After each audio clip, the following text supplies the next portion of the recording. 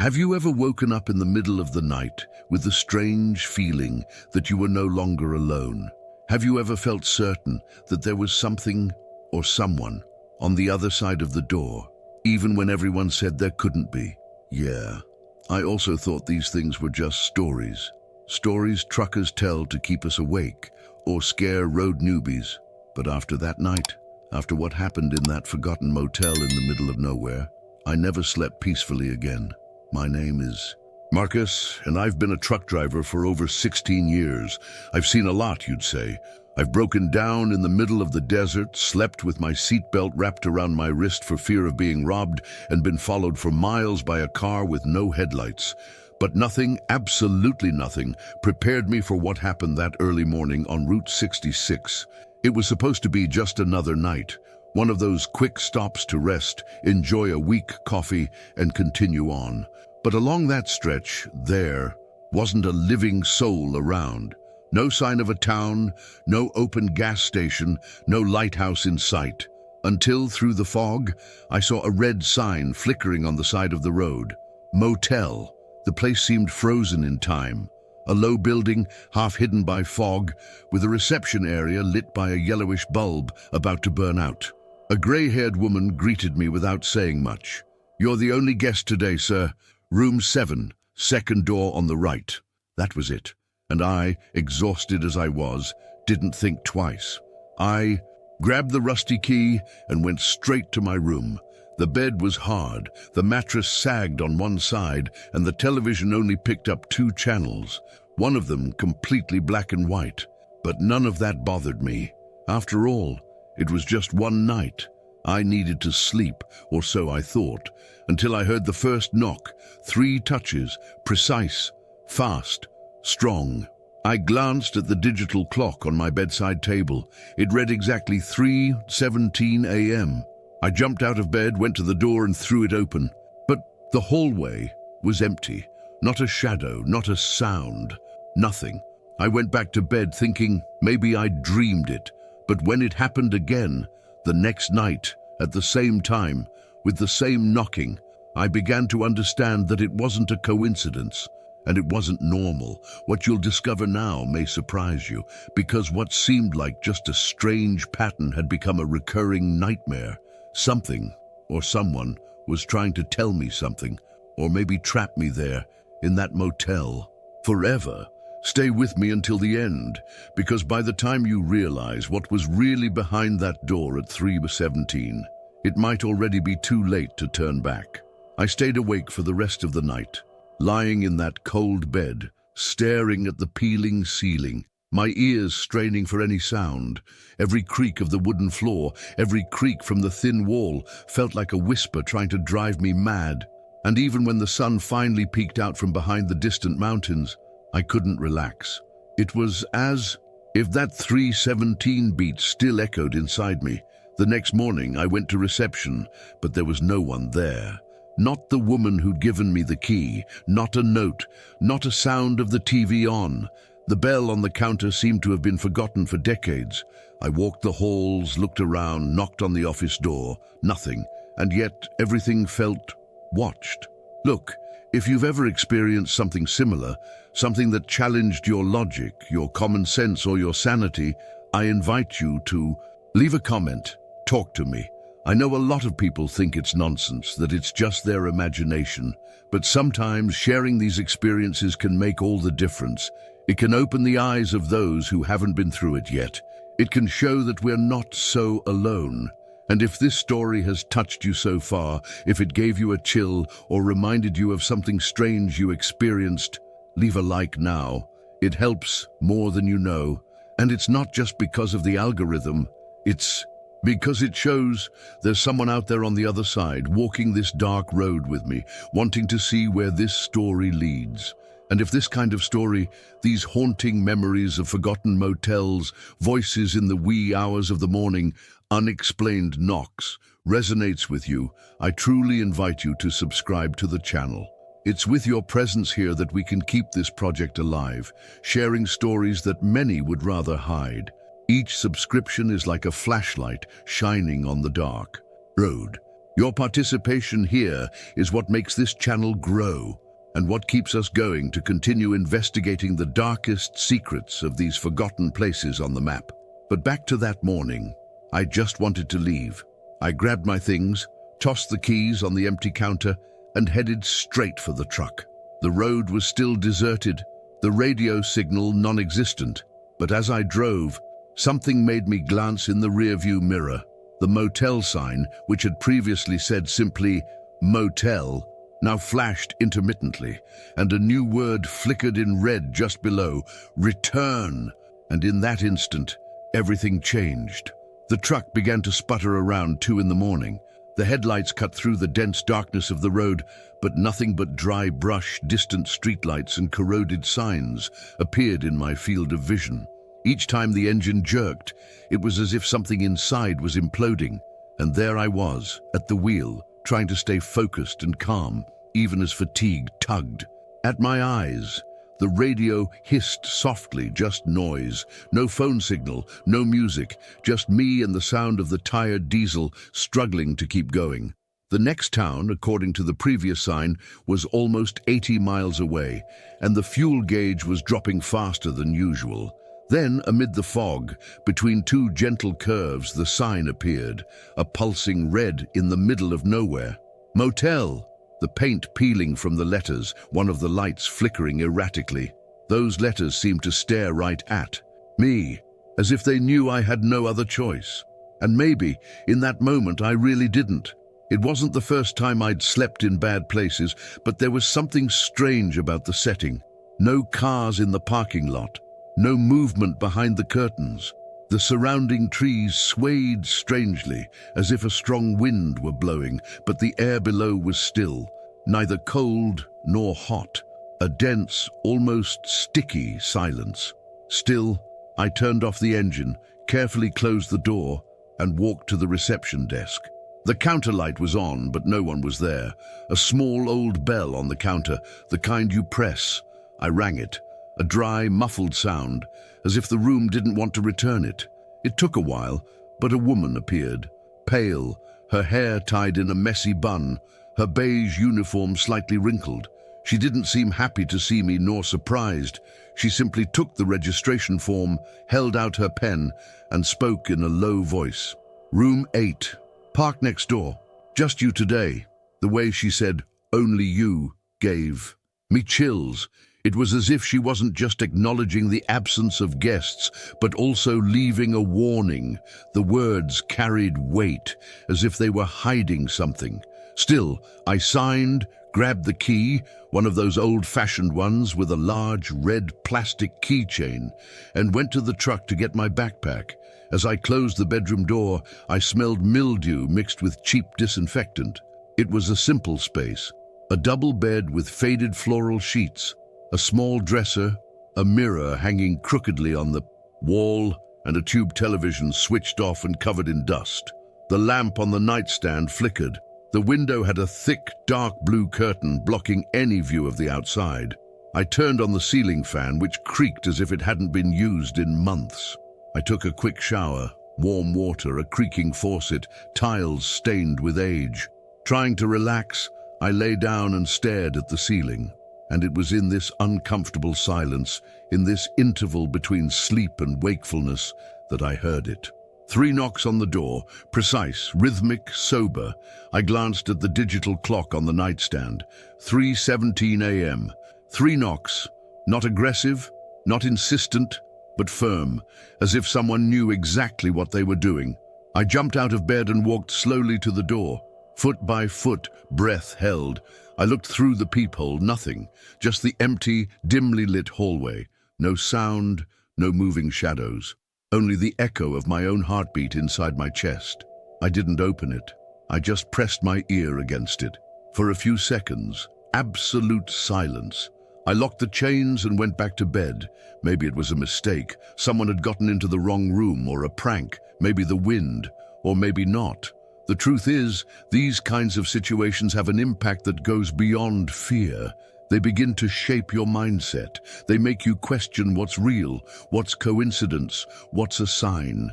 On the road, We learn to trust our senses, the sound of an engine, the smell of burning, the vibration in the steering wheel. Everything communicates something, but there, in that room that night, my senses seemed to fail, and that's the most dangerous part, when even your instincts start to fade. I turned over, covered my face with the pillow, and tried to sleep. I tried to forget. But at 3:17 the next night, the knocking came again. 3 knocks, the same. And now I was expecting it.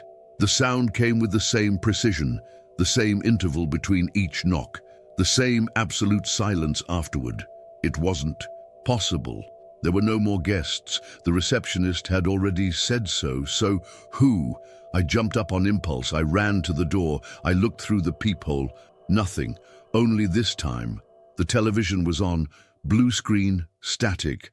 I was sure I'd left it off. I came back confused. I unplugged the power. I sat on the edge of the bed, and I stayed there, staring into space, waiting for the sound again, as if time would double. These moments reveal more about us than any deep conversation. Because when you're alone, in the dark, in an unfamiliar place, surrounded by silence, that's when revelations come. The mind begins to seek meaning in everything. It begins to create scenarios, it revisits memories, it invents reasons. It's a silent transformation that happens within us. You find yourself faced with a hidden truth. Not everything needs to be seen to be real. Right there. This makes sense to me. Now I want to go even deeper into this subject. The motel's facade seemed frozen in time. It had that typical look of establishments lost in the decades, as if the place had been forgotten by everyone except the wind and dust. The building was low, ground floor in the front and an upper floor in the back, almost as if unsure whether it wanted to be a hotel or just a makeshift shelter for road-weary souls. The exterior walls were a dirty beige, stained by time, with brown streaks running down the crooked gutters. The paint no longer reflected light. It seemed to absorb the scant light of the night, like a fabric soaked with time. There was only one beat-up truck in the parking lot, a red Chevy from the 1990s, rusted around the edges, with a fishing sticker on the back bumper. The tires were inflated, but the car had been motionless for days. No sign of movement, no one around. The receptionist had said I was the only guest, and now, looking around, I believed her without a second thought. The surroundings seemed too quiet, but not the kind of natural silence you find in the countryside. It was a controlled silence, as if the air around me was being monitored. No crickets, no owls, not a breath of real wind. The only sound was the faint flickering of the fluorescent lights that endured the night, oscillating on their own frequency as if blinking were their last form of expression before dying. As I crossed the courtyard to my room, I noticed small things that bothered me. The soda machine next to reception was lit, but all the products bore brands I didn't recognize. Unbranded cans, faded labels, as if printed by someone who'd only heard of soda. The wooden bench in front of room 5 was cracked but clean, as if recently swept. Beside it, a cigarette butt still smoldered, and yet no one was in sight. The smell of the place wasn't exactly unpleasant, but it carried a sense of old memory, something between mildew and nail polish. A smell that doesn't dissolve in the air. It seeps in, lingers in clothes, in hair. Dampness, perhaps, or nostalgia, or fear. I opened the bedroom door with the rusty key and hesitated for a moment. The latch creaked as if being awakened. The light inside the room was off, but a thin sliver of light from the street filtered through the worn curtains, casting a faint line on the carpet. I entered. The room was small but clean, at least at first glance. A double bed with a navy blue bedspread, a beige armchair near the window, and a small wooden table with an analog telephone beside it. The lamp turned on with a dull click. Its light was dim, yellowish, but it was enough to reveal the details. The mirror above the dresser was large, rectangular, framed in dark wood, and there was something about it that caught my attention. Maybe it was the way it reflected the light, or the slight shift in the image, as if the reflection were delayed by milliseconds. I stood there for too long, watching myself as if I weren't myself. There was something in the reflection's eyes that seemed too tired, more tired than I felt. I left my backpack on the chair and sat on the bed.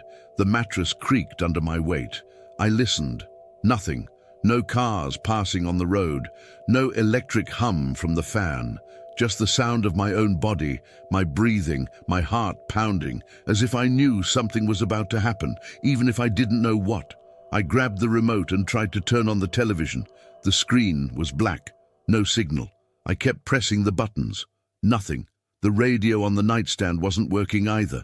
Everything there seemed to have been assembled just to appear functional, like a model of reality, as if the room existed solely to observe me, not to accommodate me. The lamplight flickered from time to time, casting shifting shadows on the walls. The frames of the paintings were crooked. They were generic landscape paintings, snow-capped mountains, a nameless lake. But looking closer, I realized none of the images looked natural. The colors were off, and there were subtle shapes on the horizon. Of these images that disturbed me, distant towers, eyes among the trees. I stopped at the window, pulling back the curtain slightly. The night outside seemed still, the same truck in the same spot. But now I could see something reflected in the glass, as if a distant red light was blinking in the wrong rhythm 3 times. Pause, 3 more, like a code. And it was at that moment that I felt it, a weight in the air. Not exactly a presence, but the impression that something was watching me, even though I was alone. It was the first time in a long time that I had the clear sensation of being studied, as if the room were a lens, an eye, and I, the focus. Time seemed to slow down there. The clock on the wall read 2:08, but each minute seemed to last longer. The seconds were dense. I moved slowly, afraid of making a sound. I lay down but kept my eyes open. The ceiling was low, with a few cracks, thin as roots, spreading silently. When I dozed off, it was only for seconds, and I was awakened by the sound of the lamp flickering, the light turning on and off for no reason. I got up. I walked to the door. I looked through the peephole. Empty. I returned. The light stabilized, but the radio was on now. It emitted a faint hiss, and among the noises, breathing. A breathing that wasn't my own. Now I want to go even deeper into this subject. The radio's breathing stopped as suddenly as it had begun. A piercing silence filled the room. There was no more hiss, no more static. Just a complete void, as if the sound had been ripped from the room. I approached slowly, my heart racing, and unplugged it. The device, however, remained on for a few seconds. The red indicator light wouldn't go out. It pulsed like a heartbeat, and then disappeared, as if it had simply decided to leave me alone. I returned to bed, restless. The feeling was like someone waiting to be called. I didn't know by whom or for what, but I was certain something was about to happen. The clock read 3:14. My eyes were fixed on it at that moment. 3 minutes felt like an eternity. Each second ticked by in a distorted rhythm, as if time had a will of its own. And then, at 3:17 sharp, I heard it. 3 sharp knocks on the door. A pause, then 2 more. The wood vibrated slightly with the impact. It wasn't aggressive. It was deliberate, rhythmic, calculated, as if whoever was outside knew exactly what they were doing. I jumped to my feet, but stopped halfway to the doorknob. Fear rooted me to the carpet. Curiosity warred with my survival instinct. What held me captive wasn't the sound itself, but the silence that followed. No voices, no footsteps moving away, no attempt to open the door. Just silence. I stood there, my forehead pressed against the door, listening. I tried to look through the peephole. Nothing. The hallway light was off. I backed away slowly again, as if any sudden movement might summon whatever it was back. I sat on the edge of the bed and took a deep breath. I was about to believe I might have imagined it all, when I heard something else. The water in the sink began to drip, regularly, 1 drop every 2 seconds. I hadn't turned on the faucet. And that sound, it didn't just follow a rhythm. It seemed to repeat a cadence I'd heard before. 3 drops, pause, 2 drops, exactly like the knocking, as if the message were being repeated in another, more subtle way, or perhaps as if the room were echoing the presence that had knocked on the door.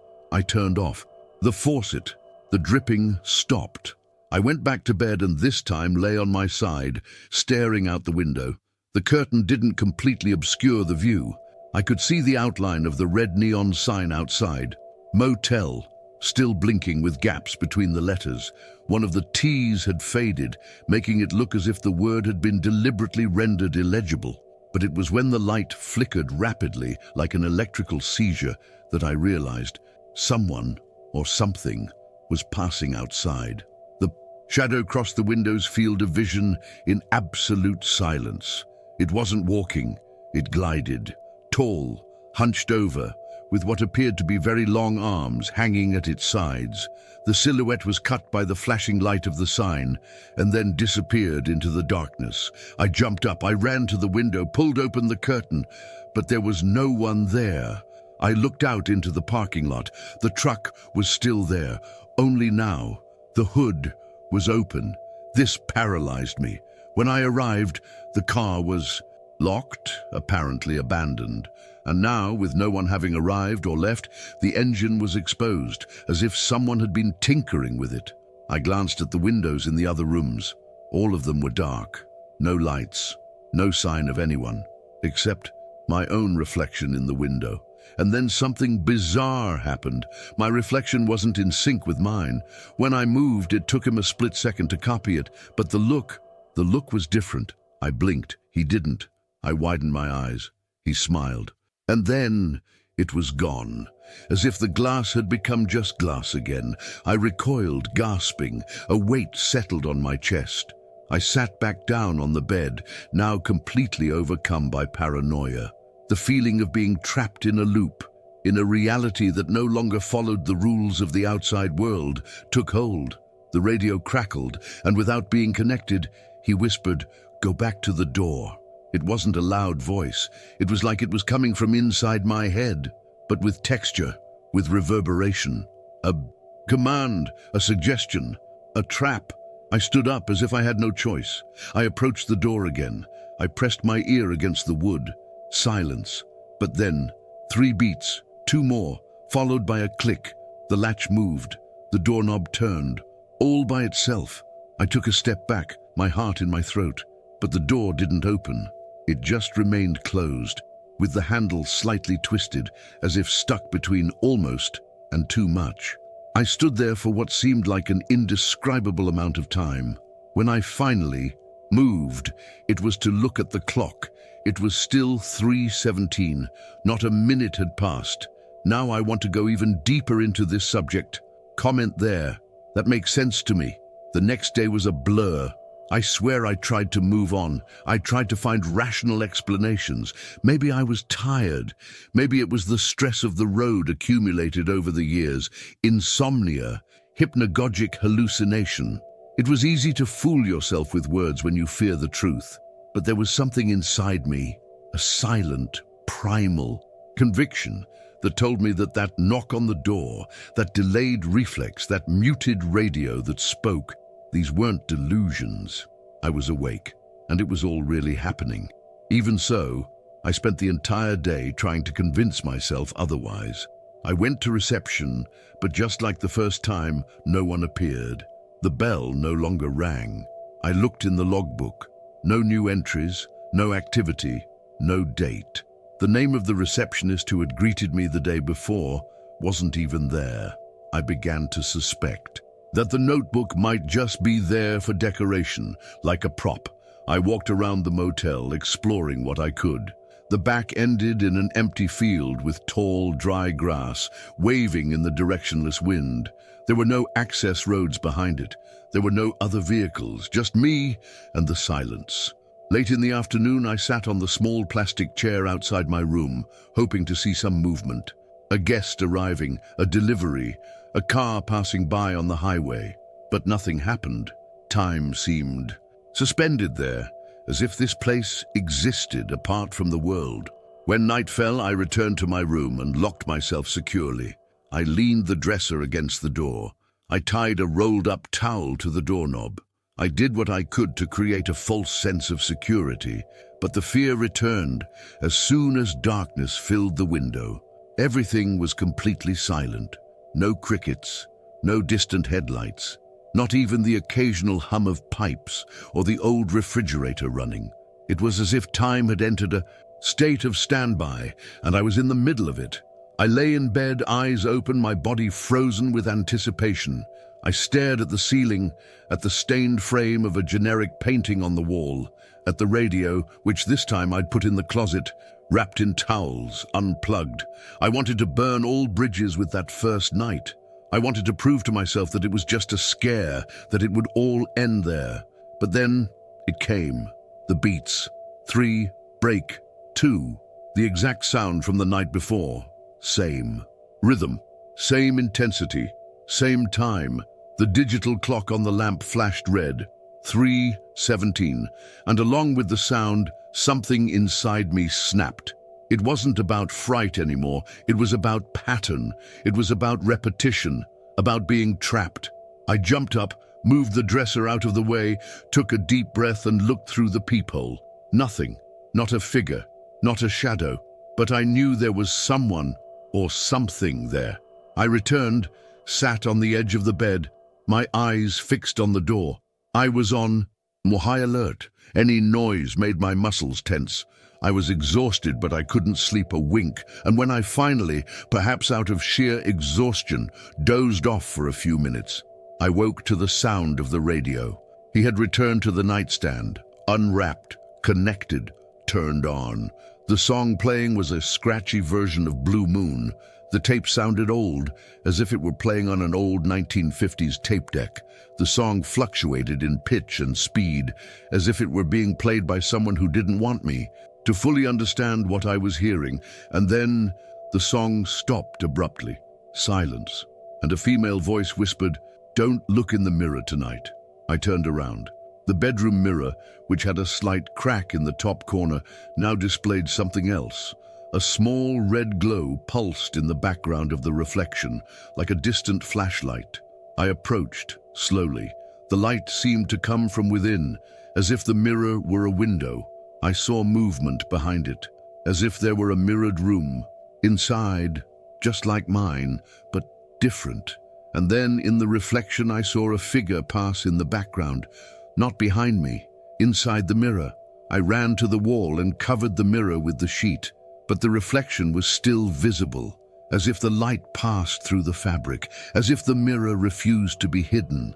I retreated to the bathroom, washed my face again, and when I looked up, in the bathroom mirror, the reflection of the bedroom was still there, and in it, someone was lying on my bed. The knock on the door sounded again. 3:17, second night. And from that moment on, I realized I wasn't just dealing with a supernatural event. I was trapped in a spiral, a cycle, as if that room, that motel, were a trap designed to keep me spinning endlessly between nights, repetitions, and beats. And the most disturbing thing was that I felt like I was getting used to it. Comment there. This repetition is real. On the third night, I woke feeling like I'd been awake for days. I couldn't remember when I'd slept, or how long it had been since I'd last looked in the mirror, and even if I did now, I'm not sure I'd trust what I saw. My beard was thicker, my eyes sunken, but the tiredness was no longer physical. It was as if I were trapped in the same dilated second, living in an instant that never ends. I began to notice small things that escaped logic, or what I used to call reality. The television, for example, was on. I'm absolutely certain I'd left it off, but there it was, muted, showing blurry images of empty roads.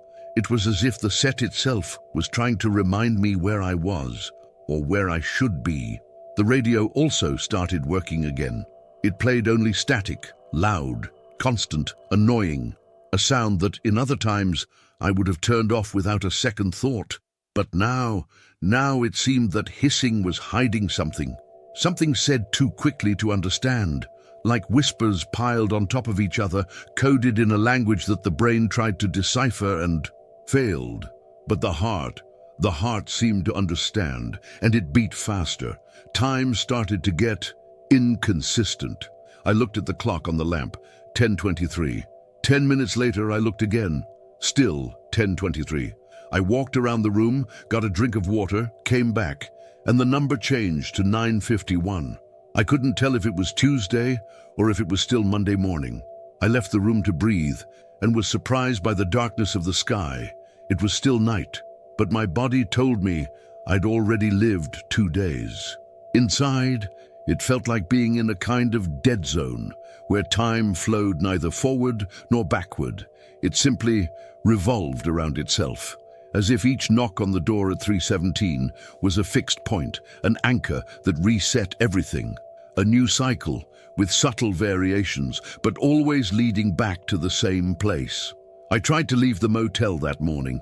I swear I did. I packed my things, climbed into the truck, and turned on the ignition. The engine responded. For a moment, everything seemed normal. I put it in gear and accelerated. The road was clear, visible ahead, but the feeling of movement was absent, like driving on a treadmill. The landscape repeated itself, a dead pine tree on the left, a crooked sign on the right, a broken manhole just beyond. I saw these things once, twice, 10 times, until I stopped the truck and got out. And there, on the side of the road, when I looked back, the motel was there, in front of me, exactly as it was before. I walked back, trying to convince myself I'd made a U-turn without realizing it, but deep down I knew better. The road was folding in on itself. The geography of that place obeyed a logic that wasn't ours. I wasn't going anywhere. At reception, everything remained the same. The bell didn't work. The key rack still had only one hanging on it, the one for room 5. The plastic chair remained slightly rotated, as if someone had just gotten up. I picked up the key again. I returned to the room. I sat on the edge of the bed and waited. The radio crackled. The TV now showed security camera footage, the date frozen in 2004. In black and white, it showed the motel hallway, empty. A man walked past, tall, hunched over, faceless. The image froze. The number 317 appeared in the bottom corner of the screen. Then it faded. At that moment, all the lights in the room flicker, and the sound starts again. The 3 beats. Same strength, same rhythm, same panic. But this time, something changed. The doorknob moved, slowly, as if someone on the other side was testing if I had locked it. I ran to the door, pushed the dresser open again. I locked it with the deadbolt and piled what I could against the doorway. The doorknob stopped. Silence. And then the TV came back. Now he showed the room from the inside. My room, live, with me sitting on the edge of the bed. But in the corner of the screen, there was something else. A figure standing in the background. Behind me, I turned around. Nothing. I looked back at the TV. The figure was still there, only closer. This succession of incongruities slowly broke me. I no longer trusted my vision, my sound, time, my own history. I began to doubt whether I had truly arrived there because of the truck's failure, or if I had been trapped there even before that. And all of this was just the illusion of control. I began to mentally review every detail of the arrival, the road, the sign. Was it all really real, or was it part of something I couldn't remember? An experiment, a trap, a cycle of guilt? What if this motel were a reflection of the mind, a place designed from what I fear most? Isolation, repetition, noise, presence, loss of control. The only thing that anchored me was the fact that each beat occurred at 3:17. It was the only consistent element, a marker, a code, a warning. I started taking notes again. I started writing down what I saw, heard, and felt on paper. I pinned the notes to my mirror, lamp, and pillow, just so I wouldn't forget. But even that began to fail. In the morning, the papers were blank. or written in handwriting that wasn't mine, with impossible dates, and I didn't know what was scarier anymore, the phenomena happening, or the fact that I was starting to get used to them. Now I want to go even deeper into this subject, because it was from the fourth night onwards that everything started to get completely out of control. And then the revelations began. Write in the comments, "I've been stuck in time." The next morning, if that time could even be called morning, I went to the reception desk, or rather, what should have been the reception desk, but it was gone. The counter was gone. No one was there, not even the chair, the dirty carpet, the broken lamp. All that remained was an empty space, echoing with footsteps I didn't even remember taking. The light that filtered through the blinds seemed dusty, as if each beam were made of congealed time. The silence was as thick as the fog that shrouded the courtyard, the silence of a place where sound dares not dwell. A void so absolute it made me doubt my own existence. Was I still part of the world? Or was I just another ghost in that motel? The key to room 5 was no longer in my hand. I tried to rummage through my pockets, but they seemed deeper than usual, as if they hid not objects but parts of my memory. I vaguely remembered writing something the night before, something important, something that might help me get out of there. But my notebooks were blank. The pages smelled new, as if they'd never been touched. I decided to explore the corridor, a corridor that until then had seemed short and without secrets. But now it stretched on beyond what the eye could see, as if each door led not to a room, but to a parallel dimension. None had a number. All were dark grey, with rusty locks and cold handles. Only the last door at the end of the corridor displayed something, a mirror, set into the wood, and in it, my reflection didn't follow me. That's when I heard footsteps, not behind me, but beside me, in time with mine, as if I were walking alongside someone invisible. And when I stopped, the sound continued for 2 more steps. I returned to the courtyard, determined to get out of there once and for all. But the road was no longer where it should have been. In its place, a row of dry pine trees stood, like sentinels of a natural prison. The motel sign, which had previously flashed red, was now unlit, but even with it off, it seemed more alive than ever, as if whispering something in an ancient language, not with words, but with presence. I ran toward the truck. It was still there, but the interior had changed. The dashboard was covered in dust, as if years had passed. The steering wheel creaked at the slightest touch, and the radio, always the radio, turned on by itself, and this time it spoke to me. "You shouldn't have opened the door."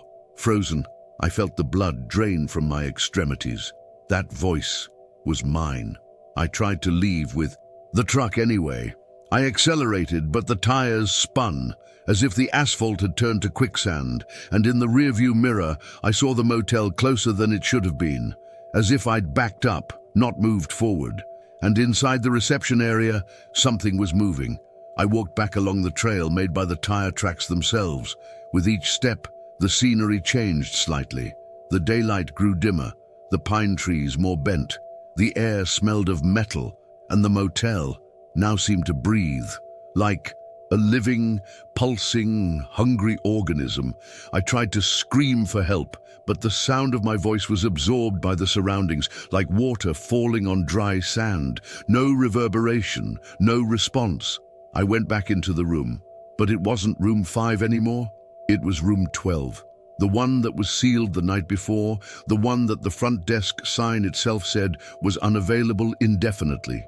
Inside, everything was the same, and yet everything was different. The bed was made, the sheets were clean, the television was off, but on the nightstand was a folded piece of paper in my handwriting and a note. The door only opens from the inside. On the opposite wall, an oval mirror reflected not the room, but the hallway, an empty hallway, lit by a light that wasn't there. In it, I saw a figure standing in front of the door, one hand outstretched as if waiting for me to open it. For a second, I hesitated, but when I blinked, the figure was already inside the room. In the mirror, standing behind me. I looked back. Nothing. I went back to the mirror. It was gone. That was the first time I seriously considered the possibility that I was dead. But even the dead don't dream, do they? And I was having dreams, repetitive ones, always waking up at the same point, the door slamming 3 times at 3:17, always with the same voice in the background saying, "You still don't get it." And now everything seemed to point to that. I didn't understand. The motel wouldn't let me leave because I hadn't learned what I needed to yet. But learn what? I returned to reception one last time, and this time it was different. Reappeared, as if she'd tested me. On the counter, an old notebook. I leafed through it. Several signatures, several names. None dated, some crossed out, others overlapped. One of them, mine, twice. One written days ago, another years ago. Now I want to go even deeper into this mystery, because when I opened the notebook and touched that page, something pulled me back to room 5. And for the first time I understood what it meant to not be able to get out. Comment there. Time doesn't pass in here. Night fell more quickly than usual. The cloudy sky seemed to press the world to the ground, as if plunging everything around it into a kind of liquid darkness. Inside the room, the lamp flickered even though it was off. I was sure of it. I unplugged it. But it persisted in emitting brief, yellowish flashes, like intermittent breathing, as if the motel itself had eyes, watching silently. I was determined. It would be my last night there. I'd spent the previous day trying to understand what was keeping me trapped. I'd searched every corner of room 5. I found marks on the walls, like fingernail marks, near the baseboards. On the ceiling, stains that resembled splayed hands. In the nightstand drawer, a small, aged newspaper clipping, mentioning a man missing in 1993 on the same route. Last recorded, overnight at an unknown motel on Interstate 66. The photo was blurry, but the face could have been mine. I pulled the chair from the table and positioned it against the door. I tried to block it with everything I could, one of the broken bed legs, the minibar, even the curtain rod. It was a makeshift barricade, fragile, desperate, but it was what I had. The television had already burned out hours before, with a sudden high-pitched hiss, like an electronic scream. The radio played static, even without power. And the digital clock, that damned clock, always frozen at 3:17, as if there were no other time in that parallel universe. I didn't know what awaited me, but there was something inside me, a deep, almost genetic intuition that something would come, something ancient, something hungry. I just didn't know if it was for me or for time. I lay in bed, fully clothed, boots on. Every creak of the wood beneath my weight echoed like an omen. The mattress, once soft, now felt like dry bones. With each flicker of the lamp, shadows danced on the ceiling. They formed shapes, contours. One of them looked like me, eyes open, arms crossed, as if waiting for me to fall asleep first. But I wouldn't sleep. I waited, and I waited. The silence became absolute, so absolute that I began to hear my own heart trying to fill the space.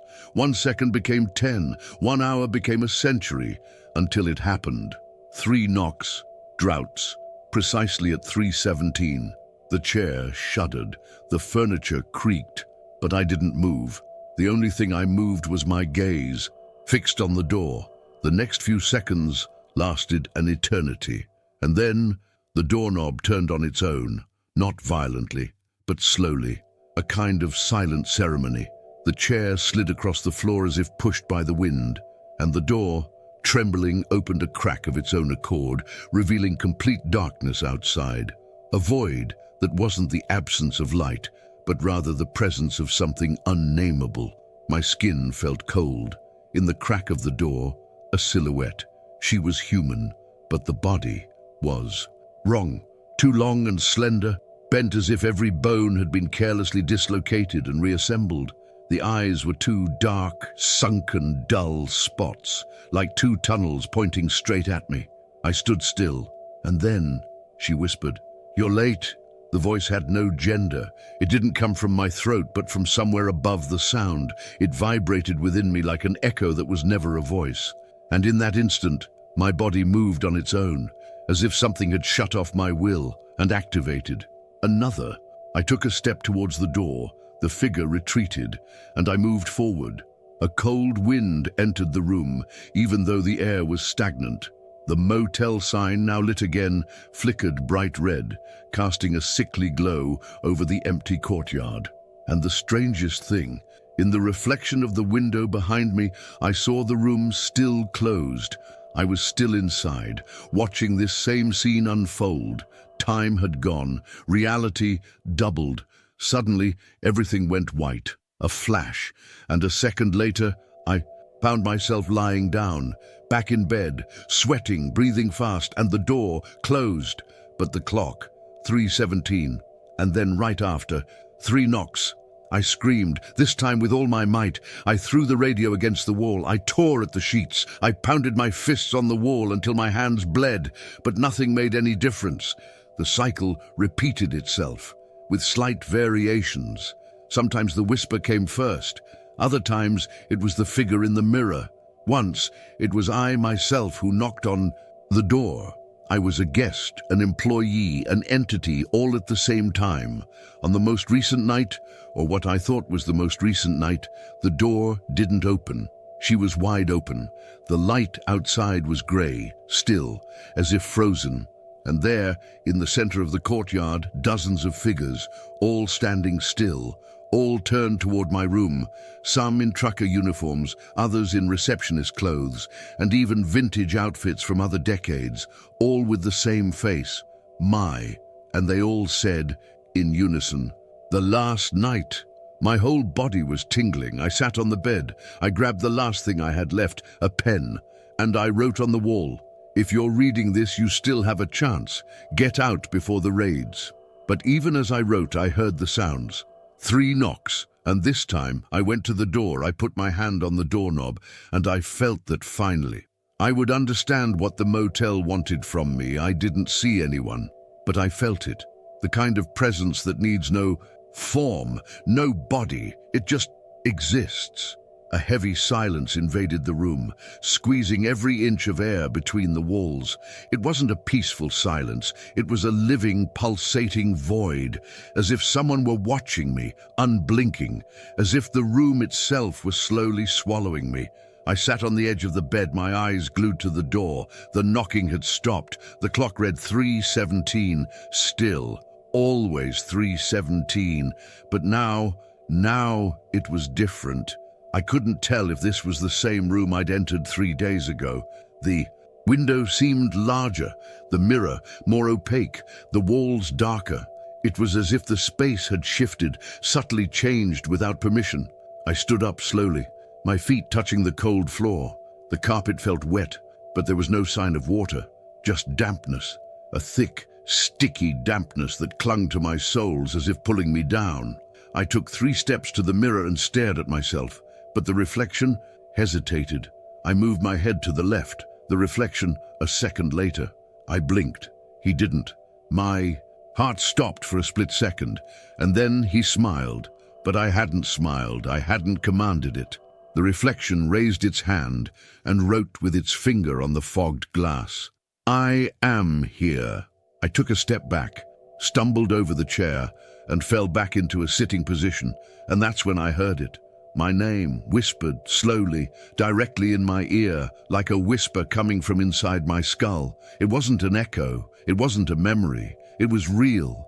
Marcus. Cold. Disconnected from any direction, as if the voice were everywhere in the room at once. I got up. I ran to the door. I turned the knob. It turned. The door opened. The hallway was dark, but I could see the end. I ran. I reached the reception area. It was empty. The TV was on, showing a surveillance image. It was the hallway. I was there, standing in front of room 5. But at that moment, I was at the front desk. I ran back to check, and there I was, standing on video, but not in the hallway. I stared at the monitor for minutes, until the me in the recording turned his head. He looked at me, he smiled, and disappeared from the screen. I heard knocking again, not on the door, on the ceiling. Knock, knock, knock. I climbed the emergency ladder. The roof door was open, a cold wind cut like a knife. In the center of the roof sat a chair, and on it, an old radio, a button radio. I approached. I called. Static. Then a voice. "You're late, Marcus." I stepped back. I looked around. Nothing. The radio continued. "You've been here, and you will be, always." I hung up. The radio turned on by itself.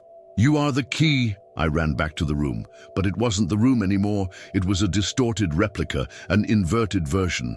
The number on the door was now 12, and I remembered that room 12 was sealed, or should have been. The door was ajar.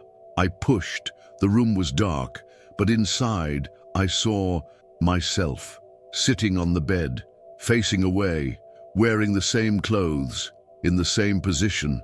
"Who are you?" I asked. Nothing. I came closer. I touched his shoulder. He turned around. It was me, but older. Sunken eyes, pale face, and tears streaming down my face.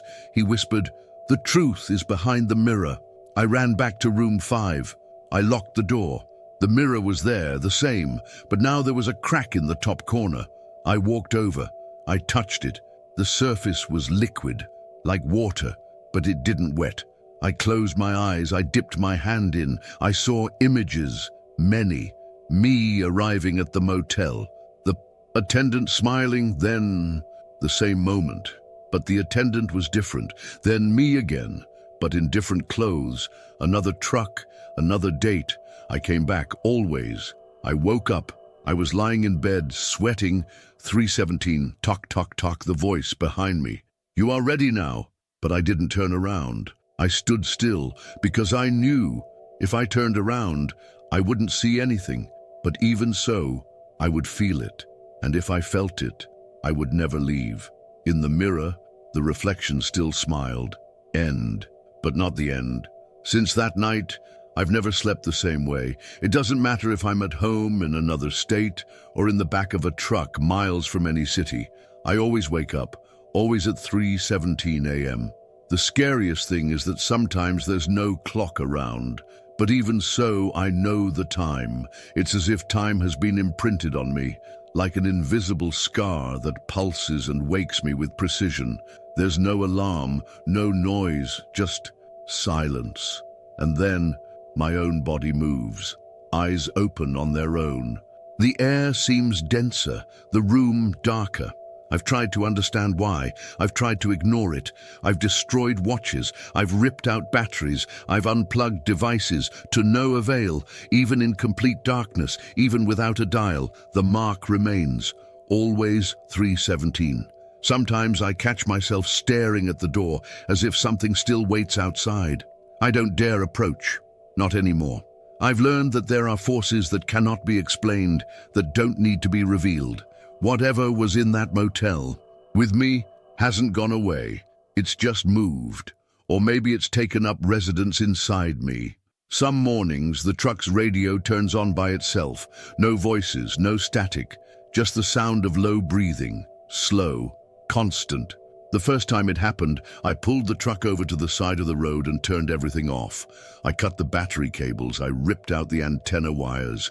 The next day, I took the radio to a shop. They said it was dead, burned out, and yet it worked again. At exactly 3:17 the next morning, I started noticing other things too. Certain signs flicker when I pass them, even when they're off. Some mirrors in gas station bathrooms or diners fog up when I get close. I once wrote, "Am I here?" with my finger, like I did at that motel. I left, came back half an hour later, and the answer was there. Yes, written in the same handwriting as mine, but I hadn't written that. I swear I hadn't. And so I started avoiding places with mirrors, with clocks, with radios. But the truth is, it's no use. It's like running from your own shadow. The motel, or the thing behind it, wasn't just a physical place. It was a kind of threshold, a divide between what we understand as reality and what lies behind the curtain. A transition zone where time fails, the mind cracks and logic breaks down. The most disturbing thing is that, over time, I realized that what happened that night wasn't unique. I've met other truckers at distant service stations who share similar stories. Not exactly the same. The details change, the times vary, but there's always a pattern. A motel that shouldn't be there, a room with something wrong, a constant feeling of déjà vu. And most importantly, they all had tired eyes, as if they hadn't slept well in years, as if they were stuck in a cycle. Are there more places like this scattered along the roads? Portals disguised as ordinary establishments, tests, traps, awakenings. That last night, when the door opened by itself and I felt that, in presence, cold, invisible, whispering my name, something shifted in me. I can't explain it precisely, but it was as if part of me had been ripped away and left in that room. Or maybe it was the other way around. Maybe I left, but something came with me. Something that lurks in the cracks of reality, between the ticking of seconds, in the brief moment between sleep and waking. I've tried to return to the place. I've retraced the route dozens of times. No sign of the motel, no sign, nothing. Even locals say there never was a motel on that stretch of road. I've shown them photos, videos, even the daily rate receipt. And still, they look at me as if I'm making it up. They say that stretch of road was closed for years because of a landslide. But I was there. I slept there. I experienced it. Today, every time I wake up at 3:17, I sit still for a few minutes, waiting, listening, because sometimes, even without a sound, I can sense something on the other side of the door, something patient, something that doesn't need to knock anymore, because it knows that one day I will open it myself. What if all this is a kind of brand, a kind of call, an invitation, a warning? I no longer have answers. I only have fragmented memories, psychic scars, and this constant fear that at some point I will open that door again, but no longer to leave, but to enter, definitely. Now tell me, would you have the courage to spend a night in this place? Comment below what you would do. I really want to know if you feel the same cold as me, just imagining it. Right there. I also woke up at 3:17. If you've made it this far, it's because you felt in some way the same thing I felt that night, that shiver that runs down your spine when reality starts to fail you. And if this story touched something in you, if at some point you held your breath or remembered some strange night you experienced, then this channel is also for you. Here, we're not just talking about motels and knocks on doors. We're talking about experiences that defy logic, memories that insist on returning, and presences that may never have left.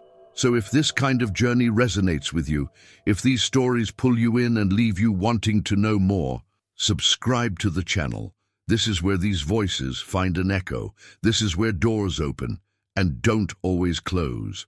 Oh, and leave a like if you enjoyed this video all the way to the end. It helps this content reach those who also need to hear it, or remember it. And if you've truly stuck with me this far, comment below. I'm with you until the end. That way I'll know who's walking this road with me.